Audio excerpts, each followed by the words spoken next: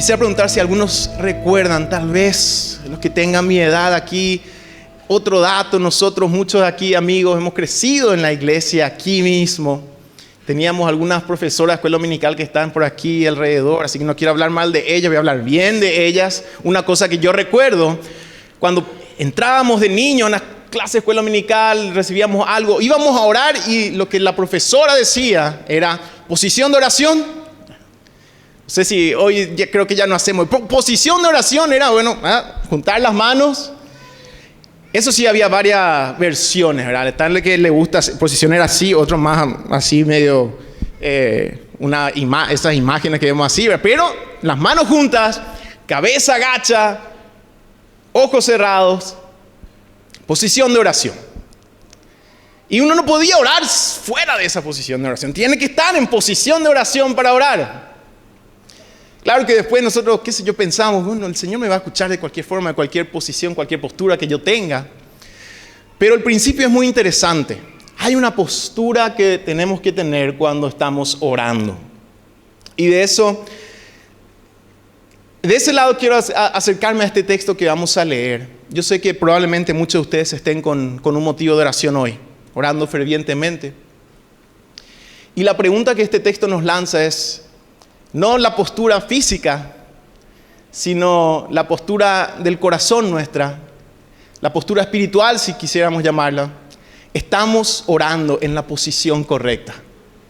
Y vamos a ver que en este texto, Marcos, de cierta forma, nos está diciendo, hay una posición correcta de oración, y esa posición correcta de oración en la historia que vamos a leer, consiguió aquello que pedía. Y yo sé que muchos de ustedes aquí tal vez, como nosotros en esta semana que hemos estado con papá, estamos desesperados por una respuesta del Señor. Y es diferente cuando estamos en esa posición de oración, que cuando oramos por cualquier cosa, estamos orando, agradecemos esto. Cuando el Señor nos pone en una circunstancia tal en donde estamos desesperados por una respuesta, es cuando queremos saber, oh Señor, ¿cómo tengo que orar? Porque quiero esta respuesta. Y hay una mujer en la historia que vamos a leer que necesitaba una respuesta y estaba desesperada por una respuesta. Y esta mujer va y se encuentra con Jesús. Y vamos a ir leyendo esta historia en el versículo 24. Jesús estaba en una situación, vamos a volver al inicio del capítulo 7 para después ver un poco el contexto de la historia. Pero dice así la palabra del Señor: Jesús, levantándose de allí, se fue a la región de Tiro y de Sidón. Y entrando en una casa, no quiso que nadie lo supiese. Tiro y Sidón eran ciudades costeras al noroeste de Israel, un poco más al norte de donde está la actual ciudad de Tel Aviv. Y Tiro y Sidón eran ciudades que en la antigüedad habían sido fundadas por el pueblo que hasta llegó a ser un poco casi imperio fenicio. Era un pueblo que recorría el Mediterráneo y fundó estas ciudades. Y los fenicios estuvieron también un poco en el norte de África, pero en esta región eran llamados los sirofenicios. En el tiempo en que Marcos escribe esto, probablemente nadie los llamaba sirofenicios, pero como vamos a ver, él tenía un propósito de usar ese término, porque los fenicios habían vivido antes, no vivían en el tiempo de Jesús, pero probablemente todavía se usaba el gentilicio para llamar a las personas. Pero Tiro y Sidón fueron ciudades porteras al borde del Mediterráneo muy importantes, pero lo llamativo de la historia, del contexto en el cual Marcos pone la historia, es que estas no eran ciudades judías. Marcos nos dice que fue a la región de Tiro y Sidón, es decir, no fue exactamente a la ciudad, pero estuvo por la zona. Y lo más significativo es que estas zonas no eran judías. Tal vez algún que otro judío estaba viviendo por la zona, pero una zona principalmente no judía, una zona gentil. Y llevemos esto en mente. Jesús fue ahí y dice, entrando en una casa, no quiso que nadie lo supiera. Y esto es una característica de Marcos. Si lo vemos en el Evangelio de Marcos, vamos a ver una y otra vez. Incluso los comentaristas lo llaman el secreto mesiánico. Jesús no quería que nadie sepa que Él era el Mesías. al inicio. Marcos lo pinta de esta perspectiva al ministerio de Jesús entre los judíos. Y aquí él no quería que nadie se entere. Unos versículos antes, él estaba multiplicando los panes y los peces, una popularidad ya ganada, extendida. Y Jesús quería salir de ese ruido, porque él estaba esperando el momento en que las cosas se revelen. Y cada vez que él hacía algo, la gente no podía callar lo que había vivido. Iba, contaba y comentaba una y otra vez. Marcos nos cuenta eso. Jesús le decía, no digas nada de lo que te ha pasado. Y la persona que se sanó fue y contaba. Y una vez más Jesús es como que se escapa del ruido. Y va a esta región y entra a una casa, casi de incógnito, para que nadie sepa. Y el evangelista Marcos nos dice, pero no pudo esconderse. Su fama era tal que se extendió por la zona. Y esto ocurrió, versículo 25. No pudo esconderse porque una mujer cuya hija tenía un espíritu inmundo, luego que oyó de él, vino y se postró a sus pies. La mujer era griega. Y esta descripción aquí podría significar que él hablaba griego, o era del país o de la región de Grecia originalmente. Pero aquí Marcos está usando la palabra simplemente para referirse a alguien gentil, que la palabra se podía usar para eso también. No era judía, y para aclararlo nos dice lo que algunos llamarían su raza, su gentilicio, su etnia. Dice la mujer era griega, versículo 26, y sirofenicia de nación o de nacimiento. Y le rogaba que echase fuera de su hija al demonio.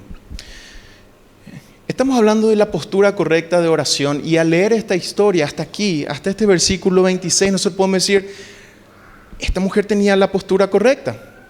No había ningún problema. ¿Por qué podemos decir eso? Porque vino la mujer que oyó de Jesús, se postró a sus pies. ¿Qué mejor postura para reconocer que alguien es importante, para honrar a alguien, para reconocer ante quién uno está viniendo, que postrarse a los pies? Es más, era una frase que Marcos usa aquí, muy repetida en el Antiguo Testamento también. Uno se postra a los pies de aquel que tiene autoridad, aquel que es mayor en honor, etcétera, etcétera. Ella se postra y después nos dice que ruega. Y uno podría decir, así hay que orar, ¿no es cierto? Vamos, me postro y ruego. Y entonces uno podría, al leer esta historia, decir, listo. Hizo todo bien, dio los pasos correctos para pedir un milagro, la necesidad que ella tenía, y va a recibir. Uno diría, va a recibir. Hizo todo. Y cuando nosotros oramos, entendemos y escuchamos los testimonios, vamos delante del Señor, le decimos, Señor, esto, me postro delante de ti, te ruego esto. Y esperamos esa respuesta. Pero ¿qué pasó? Algo inesperado ocurre aquí. Vamos al versículo 27, que es el centro de esta historia, el problema de la historia, el dilema de la historia, hasta podemos llamarle el enigma de esta historia. Y repito, alguien viene, Jesús ya había sanado a personas, había multiplicado los panes, había sanado a una mujer que había tocado simplemente su manto antes de esta historia. Había echado demonios, es decir, no era nada nuevo para Jesús esto que estaba ocurriendo. Era casi que, si vemos la historia de Jesús, cosa del día a día. Nosotros diríamos macanada, era lo que le estaban pidiendo a Jesús. Que eche un demonio. ¿Cuántos demonios ya echó Jesús? Le echó al endemoniado de Gadara, que tenía miles de demonios. Este tiene un demonio nada más. Jesús, este es un pedido fácil. Pero una mujer podríamos decir, no, pero Jesús ya sanó mujeres, no hay ningún problema aquí. Pero vemos que vamos a encontrar un problema en el versículo 27. Jesús le dijo, deja primero que se sacien los hijos, porque no está bien tomar el pan de los hijos y echarlo a los perrillos. La Reina Valera dice perrillos, pero la verdad aquí la palabra es simplemente perros. Suena más lindo tal vez. Y aunque hoy en día nosotros lo tratamos muy bien a los perros, tienen nombre y apellido, a veces tienen su spa. Los perros en el primer siglo eran animales que los tenían ahí para justamente, qué sé yo, comer otras cosas o tener algún tipo de protección. Pero esencialmente un perro era alguien sucio. Esto es una ofensa. Y aquí comenzamos a tener conflictos, ¿verdad? Porque nosotros tenemos la imagen de este Jesús que vienen hasta le tocan el manto, le sana, Él no tiene problema, sana a la distancia, tiene compasión de la gente, le da de comer. Y aquí se está refiriendo a una mujer con una necesidad, una pobre mujer, y le dice, te está comparando con un perro. Y alguien podría decir, bueno, es una forma de hablar nada más, tal vez era un dicho, pero la conexión sigue estando ahí. Y ahí comenzamos a entrar en conflicto, y muchas veces al leer esta historia decimos, ¿por qué Jesús usó esto? Quizás los fariseos le hubiesen llamado perro, que tan mal se portaban con él. Pero esta pobre mujer que viene a pedirle a Jesús una necesidad, le dice Jesús, en otras palabras, no. Y qué difícil es cuando venimos delante del Señor con nuestro pedido y nuestro clamor y nuestro ruego y nos postramos y escuchamos no. Al menos un no inicial, como vamos a ver. Pero esto pasa en la oración, esto pasa en nuestras vidas. Y esto nos lleva a 3 puntos que quiero compartir con ustedes acerca de la postura correcta de oración, la posición correcta de oración. Y el primer punto es que la posición correcta de oración es entender a quién estamos pidiendo cuando oramos. ¿Quién es este Dios a quien nos acercamos a pedir? Y cuando Jesús dice no, esto nos está demostrando que cuando nosotros nos acercamos con nuestra oración, estamos acercándonos a Dios, el creador de los cielos, de la tierra.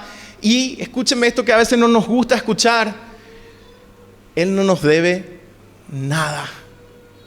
Y cómo duele a veces escuchar eso. Porque nosotros sabemos quién es Jesús, sabemos lo que Él dijo y esperamos que Él nos dé aquello que estamos pidiendo. Pero no podemos olvidar quién es esta persona a quien estamos pidiendo. Él es Dios y Él, mi querido hermano, mi querida hermana, aunque nos cueste reconocer y entender y aceptar, Dios no te debe nada. Y nosotros leemos esta historia y reaccionamos: ¿Qué le pasó a Jesús? Quizás le despertó de la siesta, por eso estaba medio argel Jesús, ¿verdad? Porque él estaba tratando de esconderse en la casa ahí adentro, y viene la mujer. En el pasaje paralelo de Mateo nos añade un detalle acerca de la mujer. Mateo dice que los discípulos vinieron y le dijeron a Jesús: por favor, atendela porque no se calla. Entonces uno podría decir: no, tal vez a nosotros nos ha tocado, alguien viene a importunarnos en un mal momento y simplemente le decimos no. Pero lo que este detalle resalta, mis hermanos, es que nosotros, como seres humanos, no podemos exigirle a un Dios que no nos debe nada. Y si queremos respuesta, tenemos que entender y ponernos en esta posición de oración. Entender ante quién estamos viniendo. Y es interesante cómo es que a veces, cuando algo pasa, algo sucede, nosotros pensamos: ¿por qué está pasando esto? ¿Por qué ya me pasa esto? Y olvidamos que cada segundo que vivimos es algo que no ganamos. Que esa familia que el Señor nos ha dado es algo que vino de Él. Hay tantas cosas damos por sentado todos los días. Y mañana voy a hacer esto, y pasado voy a hacer esto, y acá voy a hacer, y mañana, y cuando venga, y cuando vaya. Y ocurre la mayor parte de las cosas. Podemos planificar gran parte de nuestra vida, pero eso no quita la realidad de que si eso ocurre, es porque Dios nos ha regalado algo, no nos debía nada. Le voy a dar una ilustración y no hagan esto, hermanos. Es solamente una ilustración. Si dejamos nuestro coche y, qué sé yo, viene alguien que siempre está ahí diciendo, te voy a cuidar el coche. Quizás te vas, venís y te dice, ya, te cuidamos el coche, amigo. ¿Y qué pasaría si le decimos a la persona, gracias, pero no quiero darte nada? Probablemente vamos a ponernos en peligro en esa circunstancia. Pero, ¿estaríamos o no en nuestro derecho de decir, no quiero dar algo? Estaríamos en nuestro derecho. Porque quizá en primer lugar nosotros no pedimos que nos cuiden. Y en segundo lugar es algo mío. No hay una ley que me obligue a mí a pagar algo. Y si yo quiero dar, lo doy. Pero lo estoy dando porque yo quiero. Y porque tengo esa libertad de dar. Es interesante que muchas veces esto es tan chocante para las personas. Reconocer quién es Dios. Y vamos delante de Dios y dice, yo no le pido nada a Dios porque Él es o indiferente o no me respondió una vez. Y entonces yo ya ni le pido nada. Yo ya ni me acerco. Y otras personas piensan que Dios es como aquel que me va a dar todo lo que quiero en todo momento. Y cuando me dice no en algún momento no sé qué hacer. Porque yo tenía esta imagen de Dios. Pero lo que esta historia nos demuestra es que Dios es Dios y lo que Él da, lo da porque lo quiere. Y nosotros no podemos exigir eso. Él no nos debe nada. Por lo tanto, nuestra postura delante de Él tiene que ser reconociendo esto. Señor, no me debes nada, pero aquí estoy rogando misericordia. Y algo más nos enseña acerca de la posición correcta de oración en esta historia. Jesús le dice, deja primero que sacien los hijos porque no está bien tomar el pan de los hijos y echarlo a los perros. Y esta palabra perro, como le estaba diciendo, era un insulto. Y aquí está otro de los aspectos como nuestro corazón a veces reacciona. Porque la Biblia una y otra vez nos dice que la diferencia entre Dios y nosotros no es solamente cuantitativa, no es que Él es Dios grande, poderoso, puede hacer muchas cosas, nosotros somos seres finitos. Existe esa diferencia obviamente, pero la mayor diferencia entre Dios y nosotros es cualitativa. Él es santo, nosotros somos pecadores. Y a veces no entendemos qué hacer con esta diferencia. Y nos enojamos con Dios, porque olvidamos quiénes somos. Y esta palabra perro, de cierta forma, estaba recordándole a la mujer y recordándonos a nosotros cuál es nuestra posición delante de Dios. Y nos cuesta digerir eso. Porque en el fondo creemos que somos buenos, o al menos no somos tan malos. Hay malos. Yo seré un poco malo, a veces malo. Y ahí a veces tenemos que preguntarle a nuestro cónyuge para realmente tener la verdadera radiografía. Pero las relaciones en realidad nos ayudan a demostrar que hay pecado en nosotros, en nuestro corazón. Cómo tratamos a otros. Cuando uno va creciendo, es interesante. Pues yo me doy cuenta qué malo fui con mis padres. Y ahora con mis hijos y me doy cuenta qué malo soy con mis hijos. Y digo, qué malos mis hijos son conmigo. Y hasta a veces quiero pensar todavía, aunque a mis padres le debo todo, qué malos son mis padres conmigo. Y nos podemos poner a pensar un poco nada más y nos vamos a dar cuenta, es porque hay algo malo en nosotros. Desde pequeños tenemos esto. Y si no lo solucionamos va a seguir creciendo. Pero esta es nuestra realidad delante de Dios. Así que la posición correcta es saber a quién pedimos y saber quiénes somos nosotros los que estamos pidiendo, cuál es nuestra condición. Y finalmente, tal vez el punto principal, la posición correcta de oración tiene que ver con cómo pedimos. Hermanos, si terminaba acá la historia, si eres sincero y recibías esta respuesta de Jesús, ¿qué harías? Vienes ante la necesidad, tu hija está en esta condición necesitada. Jesús, el gran maestro y hacedor de milagros, te dice, no quiero. Y te postrás delante de Él y rogás. Y el Señor te dice, no quiero darte, porque lo voy a dar a otro, vos sos perro. Probablemente muchos de nosotros nos levantaríamos, le diríamos alguna grosería a Jesús y nos vamos. Y al menos retenemos nuestro orgullo, ¿verdad? ¿Qué se cree? Porque es judío y viene a nuestra zona. ¿Para qué viene a nuestra zona si no quiere atender a personas que no son judías? Y nos vamos. Así vive mucha gente. Ha sido ofendida por Dios, esencialmente no porque le ha dicho Dios, sino por lo que Dios mismo es. Mucha gente ofendida porque Dios no respondió. Y ahí termina su vida de oración. Se va. Yo me voy. Pero la palabra de Dios dice en Hebreos 11:6, es imposible sin fe agradar a Dios. Porque el que agrada a Dios, el que tiene fe, tiene que creer que le hay y que Dios es galardonador de los que le buscan. Y aquí está la parte central de esta historia. ¿Qué hace esta mujer? ¿Se va? ¿Se fue?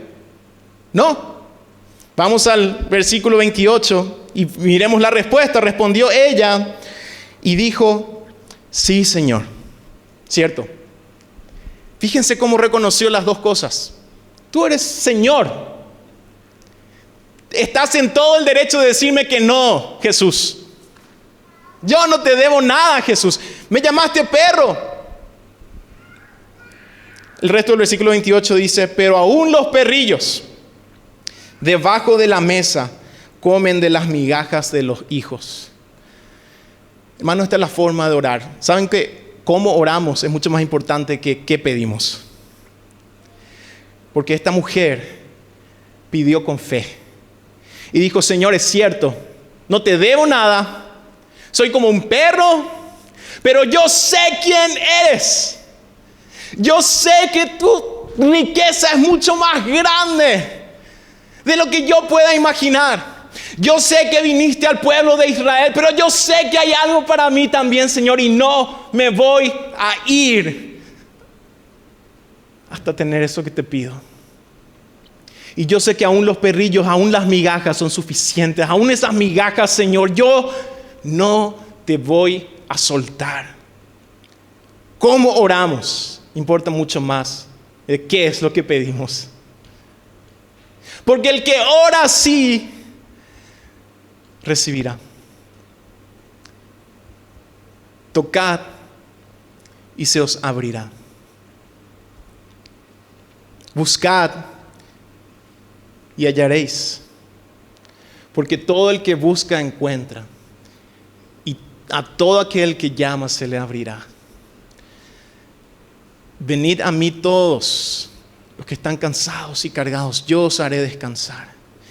Si ustedes, padres, siendo malos, saben dar cosas buenas a sus hijos, ¿cuánto más vuestro Padre Celestial os dará el Espíritu Santo a aquellos que le pidan? Yo no sé cómo esta mujer, si por intuición no sabía lo que Jesús había dicho. Estas palabras que dije eran palabras de Jesús. Pero ella no iba a soltarle a Jesús. No le sueltes a tu Señor, hermana. No sueltes ese motivo. Y decir al Señor, yo sé que no te debo nada, Señor. Yo sé que no merezco por quien soy, no merezco, soy tan malo. Pero yo sé, Señor, que aún las migajas son suficientes.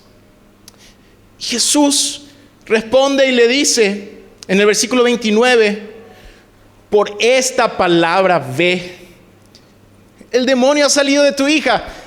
Y aquí hay un cambio en la historia demasiado interesante. Porque nos damos cuenta que Jesús lo que estaba haciendo en realidad es probando no solamente a la mujer, a sus discípulos, y por medio de la historia nos prueba a nosotros. ¿Cuál es nuestra respuesta cuando se nos dice que no? Cuando el Señor dice no quiero. Y esta mujer nos demuestra que lo que realmente el Señor está buscando es personas que realmente crean en Él. Porque aquel que no cree no puede agradar a Dios. Y alguno va a decir, yo no creo porque yo le pedí al Señor, no me hizo caso. ¿Cuántas veces ya vi? No, Dios no obra, Dios no hace nada, Dios si existe es indiferente.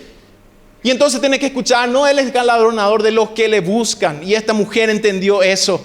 Y no soltó a Jesús hasta recibir eso que ella estaba pidiendo. No lo soltó. Y cuando llegó a su casa, terminamos la historia, halló que el demonio había salido y a la hija acostada en la cama. Les mencionaba, y termino con esto, al inicio del capítulo 7, Jesús estaba en un dilema con los fariseos, porque los fariseos le decían a Jesús, ¿por qué tus discípulos no siguen la tradición de los ancianos de lavarse las manos antes de comer? Y esto está conectado al Antiguo Testamento. Ahí en el libro de Levítico hay un concepto muy interesante, muy importante en Levítico de la pureza e impureza, de la contaminación o de la pureza. Esto tenía que ver con algo ritual, no necesariamente algo moral.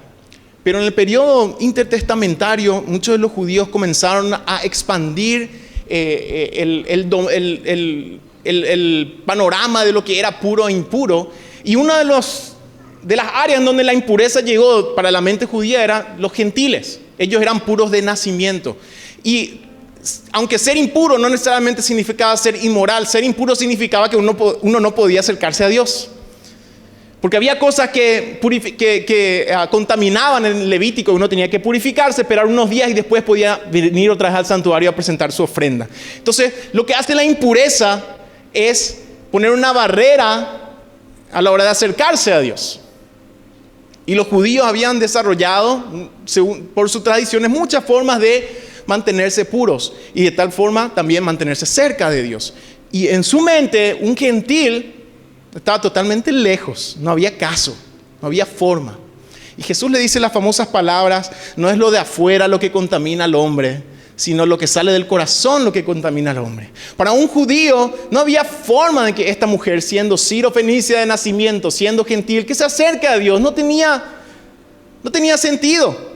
Pero Marcos, al unir esta historia con lo que pasó antes con los fariseos, estaba demostrando un punto muy importante. No es lo de afuera lo que impide que uno se acerque a Dios,